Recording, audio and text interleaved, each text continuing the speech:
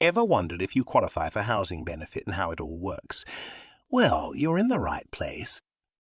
Before we dive in, make sure you like this video, subscribe to our channel, and leave a comment below. Your support helps us create more helpful content like this. In this video, we'll be breaking down everything you need to know about housing benefit eligibility. We'll cover who can apply, the types of income considered, and the specific criteria you need to meet. By the end of this video, you'll have a clear understanding of whether you might be eligible for housing benefit. We'll also take a look at how your circumstances, like your age, employment status, and savings, can impact your eligibility. Plus, we'll touch on how different types of housing situations, such as renting privately or through a council, affect your claim. So, if you're unsure about any of these factors, stick around because we've got you covered. Now, let's get started with the basics. Housing benefit is a social security benefit in the UK designed to help people on low incomes pay their rent. It's administered by local councils, and the amount you can get depends on several factors, which we'll go through in detail. First off, who can apply for housing benefit? Generally, you need to be on a low income, whether you're working or not. However, you can't usually claim if you have savings over $16,000 unless you're getting the guarantee credit part of pension credit. Your age is also a factor. If you're of working age, you might need to claim universal credit instead, as housing benefit is being phased out for most people of working age. However, if you're over state pension age, you can still claim housing benefit. Another key point is your rent. The amount of housing benefit you might get is based on your eligible rent.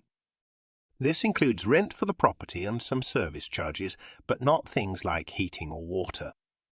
Your income is crucial in determining how much housing benefit you can get. This includes wages from a job, benefits, pensions, and savings. The council will look at your total income and compare it to your applicable amount, which is a figure set by the government based on your circumstances. If your income is higher than your applicable amount, your housing benefit will be reduced. On the other hand, if your income is lower, you might get more support. The applicable amount varies depending on factors like your age, whether you have a partner, and if you have children. It's also important to consider your household. Housing benefit takes into account the income and circumstances of everyone living with you. This means that if you have a partner, their income will be included in the calculation. Children and other dependents can also affect your claim. If you have children living with you, the applicable amount will be higher, which might mean more housing benefit. However, if you have non-dependents like an adult child or friend, their income might reduce your housing benefit. Another factor is your housing situation. Whether you're renting privately or through a council or housing association can impact your claim. Private tenants might get local housing allowance instead of housing benefit, which is calculated differently. If you're renting from a council or housing association, the calculation is based on your eligible rent and income. It's important to check with your local council to understand how your specific situation affects your claim. There are also special rules for certain groups.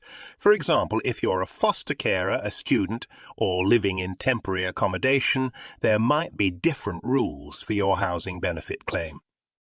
It's always a good idea to get advice if you're in one of these groups.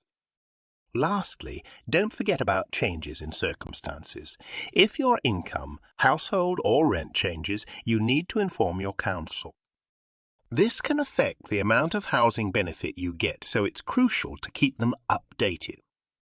All right, that's a lot of information to take in, but it's important to know the details if you're thinking about applying for housing benefit. Remember, the key factors are your income, savings, age, rent, and household. Each of these can affect your eligibility and the amount of support you might get. So there you have it. a detailed look at housing benefit eligibility. Stay tuned for part 2, where we'll go over how to apply and what to expect during the process.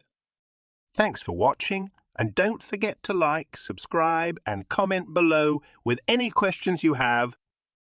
All right, now let's talk about the steps to apply for housing benefit and what you need to keep in mind during the process. First, gather all the necessary documents. You'll need proof of identity such as a passport or driving license and proof of income, like pay slips or benefit letters. You'll also need your tenancy agreement to show how much rent you pay. Next, contact your local council. You can usually do this online, by phone, or in person. They'll provide you with an application form and guide you through the process. Fill out the application form carefully.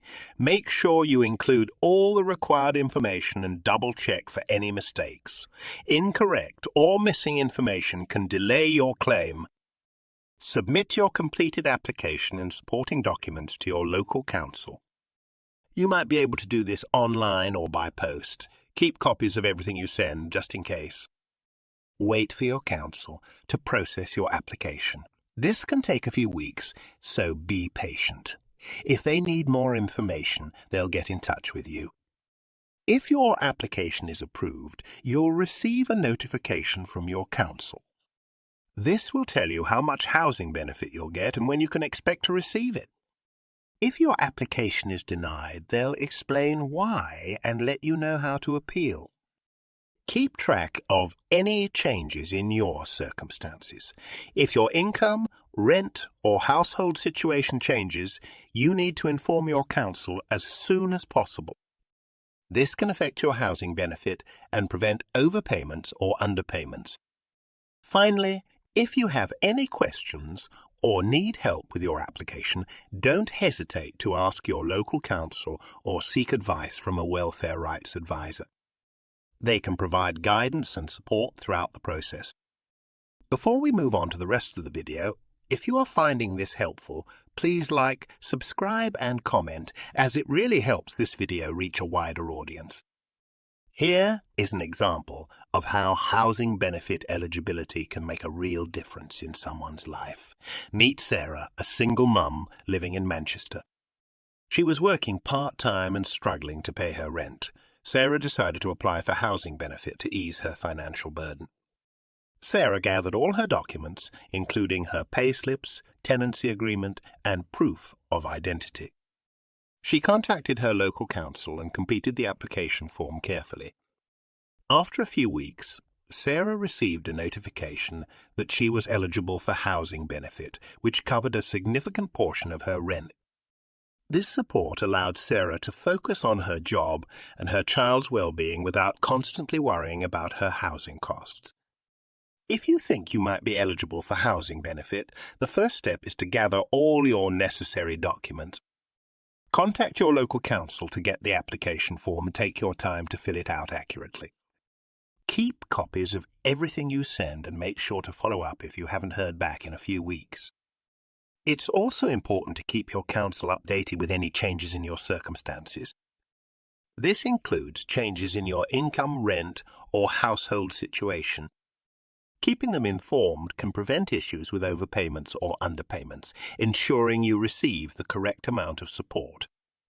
If you found this video helpful, please like and subscribe. It really helps us out and means we can continue to provide valuable content. We really appreciate it.